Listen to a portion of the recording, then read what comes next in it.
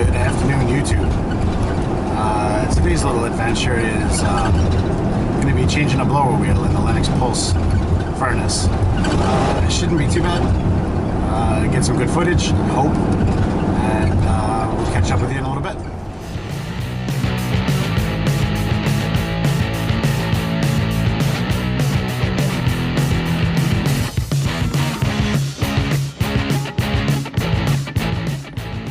So, like I said, we're changing a blower wheel in a Lennox furnace, Lennox Pulse furnace, and the owner of the establishment wants to know why I did not pick up on the fact that the hub let loose from the blower wheel in and of itself. So, you know, we were back there, I guess, back in October, doing some random checks and whatnot on the different furnaces and things, and changing the filters to make sure everything fired up.